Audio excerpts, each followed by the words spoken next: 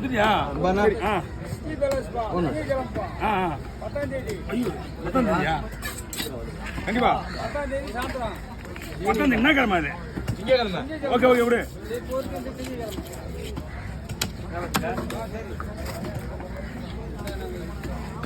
இவ்வளோ புதுசுவாங்க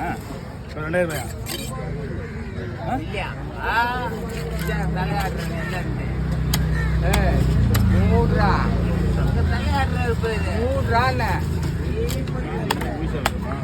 யார் தலையாட்டுறா அவங்க தெரியுமா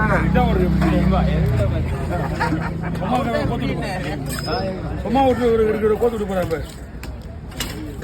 என்னம்மா என்னையங்கண்ணா